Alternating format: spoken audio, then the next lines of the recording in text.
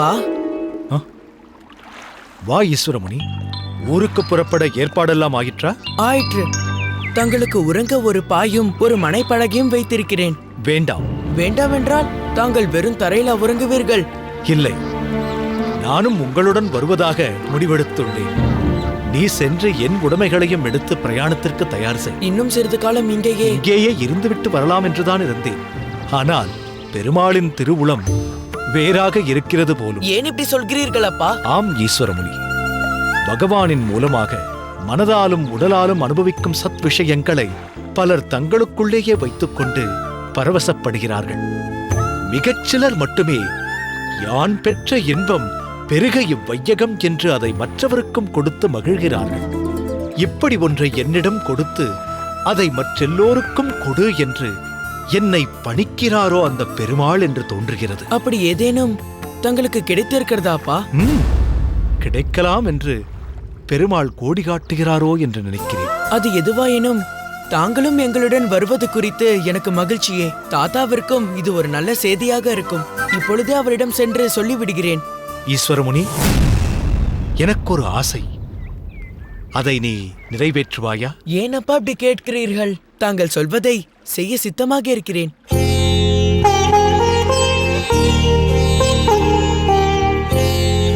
என் மனதை கொள்ளை கொண்ட இந்த யமுனை என் குடும்பத்தில் ஒரு அங்கமாக இருக்க வேண்டும் என்று நான் ஆசைப்படுகிறேன்.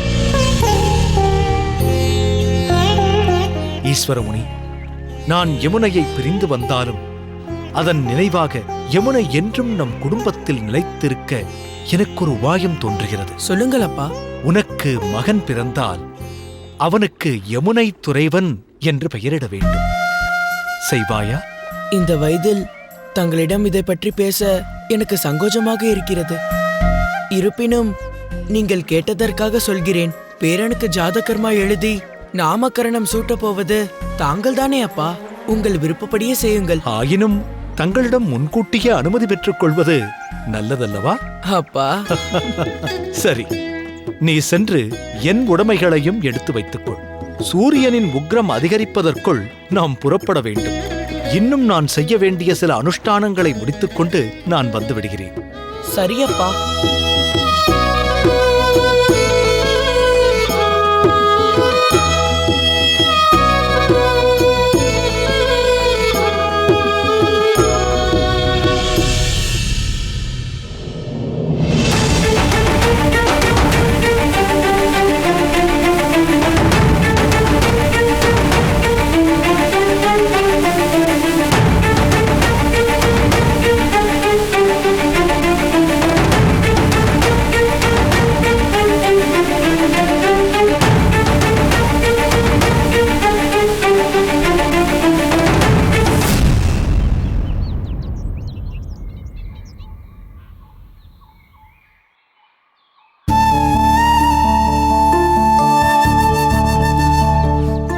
அப்பா, சொல்லப்பா.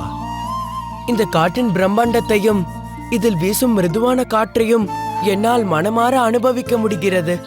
ஈஸ்வரமுனி, இங்கிருக்கும் மூலிகைகளும் கிடைக்கும் அபரிமிதமான பிராணவாயுவும் விஷ்ணுவின் தொழிலாகிய காத்தலுக்கு உறுதுணையாக இருப்பவை.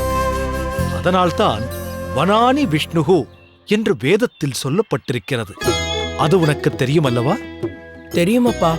இந்த இயற்கை செல்வத்தை பகவான் நமக்காக அளித்திருக்கிறான் என்பதை மறந்துவிட்டு மனிதன் காட்டை அழித்து அதில் நிலையில்லா பொன்னையும் பொருளையும் தேடுகின்றான். கலிகாலம் செல்லச் செல்ல மனித இனம் பெருகப் பெருக காடுகள் அழிக்கப்பட்டு நகரங்களாய் மாற்றப்பட்டு உணவுக்கு வழியற்று மனிதன் அலைவான் என்று வேதத்தில் சொல்லப்பட்டிருக்கிறது. இயற்கையோடு ஒன்றி வாழ்ந்தால்தான் மனிதனும் ஆனந்தமாயிருக்க முடியும்.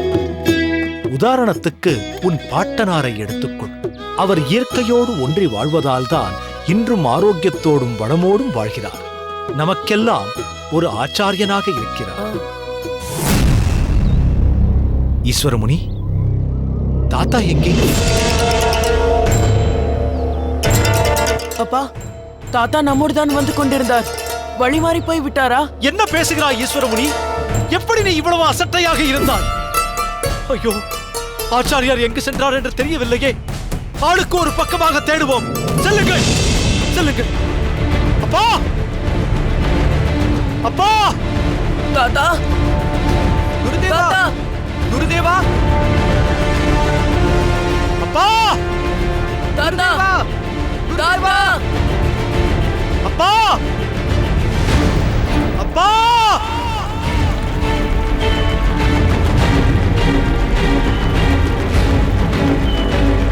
அப்பா!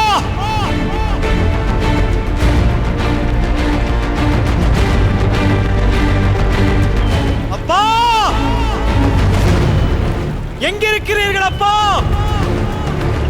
அப்பா! எங்கிருக்கிறீர்கள்? அப்பா! அப்பா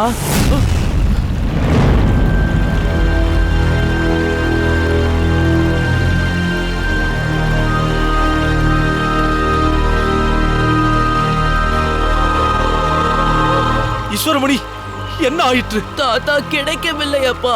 ஐயோ பெருமாளே, என் தகப்பனாருக்கு என்ன ஆயிற்று என்றே தெரியவில்லையே. கானகம் என்றாலே வழி தவறி போக வாய்ப்பிருக்கிறது என்பதை நான் மறந்து விட்டேனே. அவருக்கு என்னவாயிற்று என்றே தெரியவில்லையே. பெருமாளே, என் தகப்பனாரை காப்பாற்று. அப்பா அங்கே பாருங்கள், வேடுவர்கள் வருகிறார்கள்.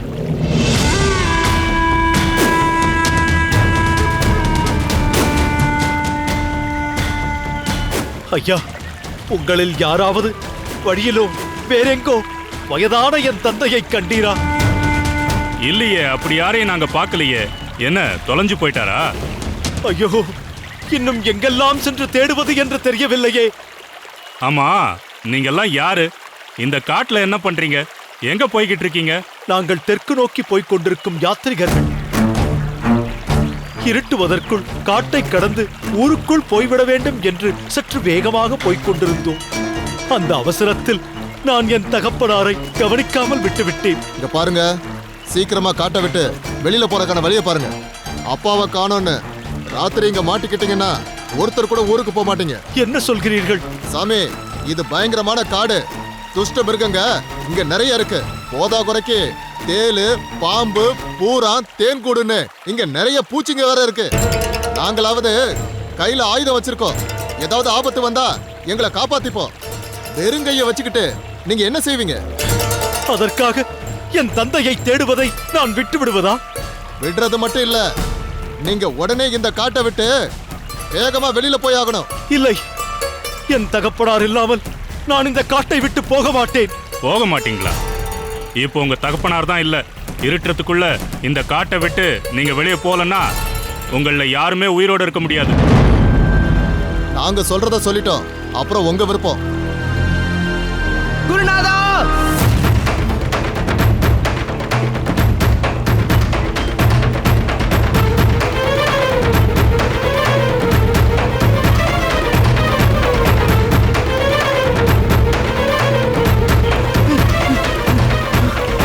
குருநாதா, குருநாதரின் அங்கவஸ்திரம் அங்கு கிடந்தது.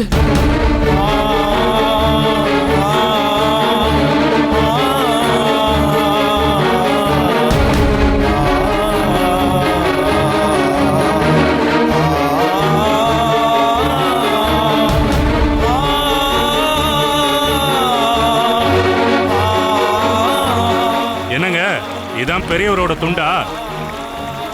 அவருக்கு அதிர்ஷ்டம் இல்லைன்னு நினைக்கிறேன். இதுக்கு மேல நாங்க இங்க இருந்தா எங்களுக்கும் ஆபத்து தான். டேய், வாடா போலாம்.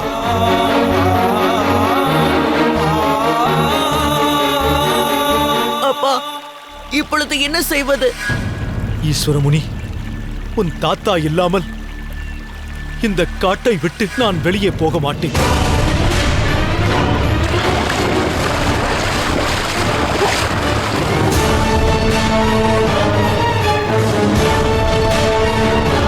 அப்பா! தாத்தா அப்பா! தாத்தா தாத்தா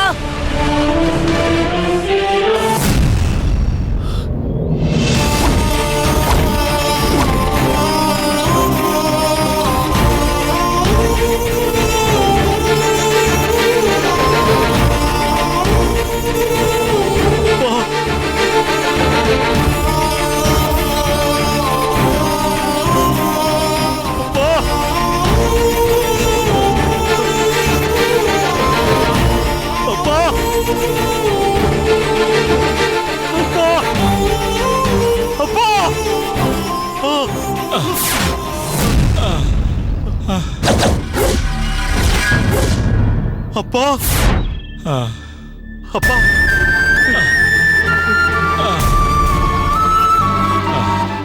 ஐயோ அப்பா, உடல் நெருப்பாக கொதிக்கிறதே. என்னப்பா இது?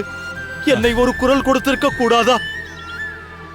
முடியவில்லை அப்பா, மூச்சு திணற ஆரம்பித்து விட்டது. நீங்கள் வெகு தூரம் சென்று விட்டீர்கள். என்னால் உங்களை அழைக்க முடியவில்லை. ஆகையால் தான் நான் இங்கேயே படுத்து விட்டேன். இன்னும் எவ்வளவு தூரம் போக வேண்டும்? எங்கேயும் போக வேண்டாம். உங்களால் ஒரு அடி கூட எடுத்து நடக்க முடியாது. நாம் இங்கேயே தங்கிவிடுவோம். அப்பா, இந்த காட்டில் தங்கக்கூடாது என்று வேடுவர்கள் சொன்னார்களே. அதற்காக இந்த நிலையில் தாத்தாவை அழைத்துக் கொண்டு செல்ல முடியுமா? ஈஸ்வரமுனி, எது நடந்தாலும் சரி, நாம் இன்று இரவு இந்த காட்டில்தான் தங்கப் போகிறோம்.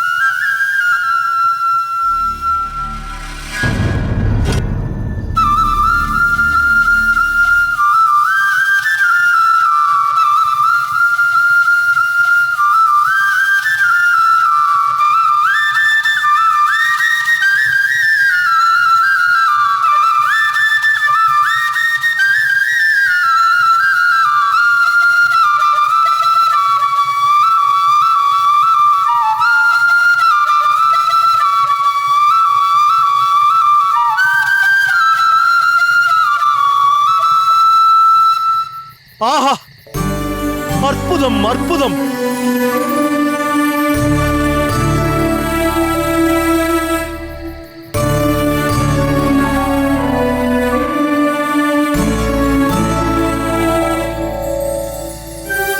இந்த புல்லாங்குழல் இசையை நான் யமுனை கரையிலும் கேட்டேன். அங்கும் இந்த அமிர்த கானத்தை நீதான் இசைத்தாயோ? யமுனை கரையா? அது எங்க இருக்கு?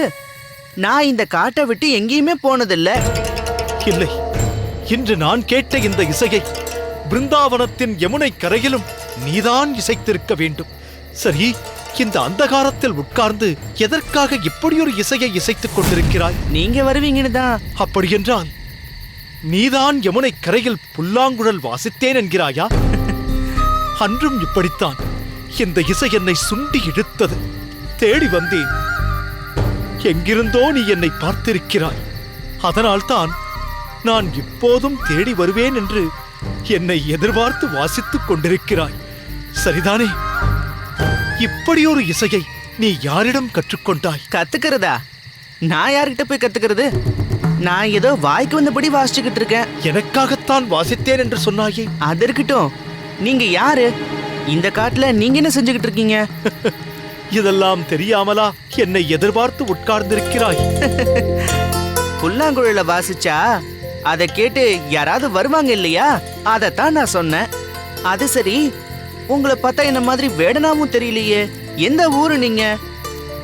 நான் வடநாட்டிலிருந்து தெற்கு நோக்கி போய்க் கொண்டிருக்கும் ஒரு யாத்ரிகன்.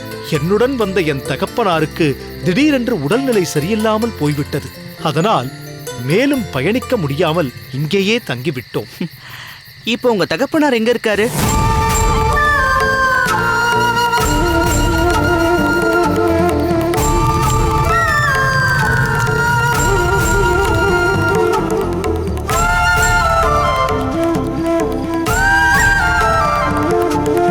வா.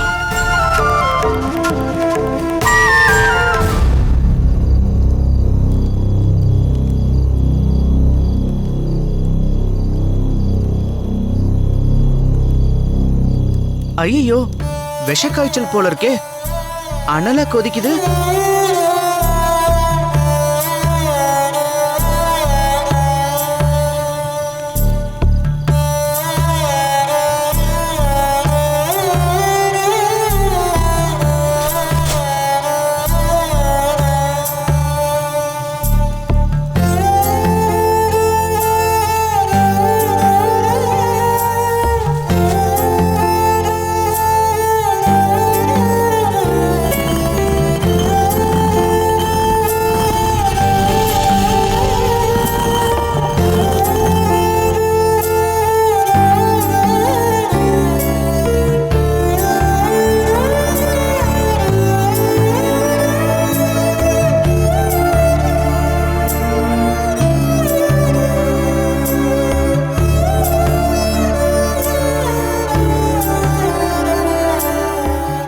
பயம் இல்ல, சரியாயிடும். காய்ச்சலுக்கு தேவையான பச்சிலை இவ்வளவு அருகில் இருந்தும் எனக்கு தெரியாமல் போய்விட்டதே. அது அப்படிதான். நாம தேடுறது பக்கத்திலே தான் இருக்கும். ஆனா அதை விட்டுட்டு ஊரா எங்கெங்கயோ போய் தேடுவாங்க. சரியான நேரத்தில் தெய்வாதீனமாக இங்கு வந்து என் தகப்பனாரை குணப்படுத்திய உனக்கு எப்படி நன்றி சொல்வதென்றே தெரியவில்லை அப்பா. அதெல்லாம் ஒண்ணு வேண்டாம். நாளைக்கு காலையில பாருங்க, பெரியவரு 4 காத தூரம் கூட நடப்பாரு. சரி, நான் வரேன். சிறுவனே நில்.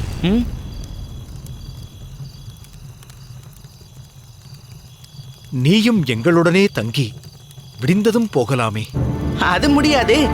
நான் நினைச்சப்பெல்லாம் இந்த புல்லாங்குழல ஊதிக்கிட்டே இருப்பேன். அது உங்களுக்கு பெரிய தொந்தரவா இருக்கும். சரி, இந்த காட்டில் துஷ்ட ஜந்துக்கள் அதிகம் உள்ளது என்று நான் கேள்விப்பட்டேன். அதெல்லாம் உங்களை எதுவும் செய்யாது. அப்படி ஏதாவது மிருகம் வந்துச்சுன்னா நான் இங்கதான் எங்கேயாவது சுத்திக்கிட்டு இருப்பேன். ஒரு குரல் கொடுங்க, ஓடி வந்துடுறேன். அடடா, பார்த்தாயா, இதுவரை நான் உன் பெயரை கேட்கவே இல்லை. உன் பெயர் என்ன? கண்ணன். குழலோதும் உனக்கு இது பொருத்தமான பெயர்தான்.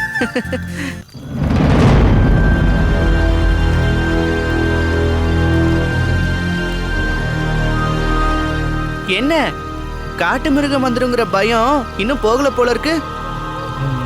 பயப்படாதீங்க.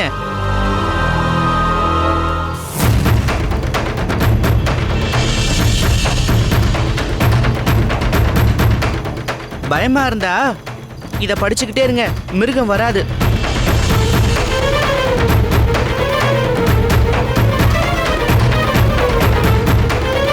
இந்தாங்க.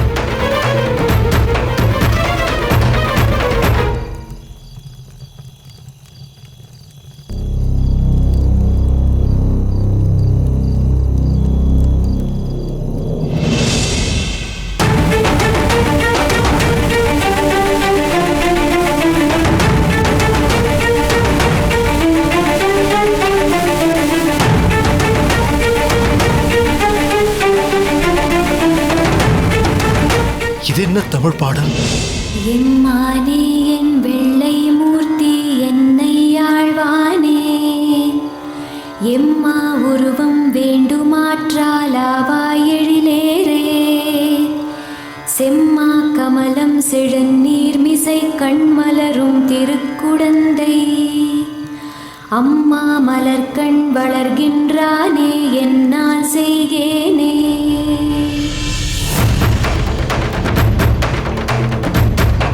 காட்டுமன்னார் கோவிலுக்கு போங்க, நீங்க தேடுறது கிடைக்கும்.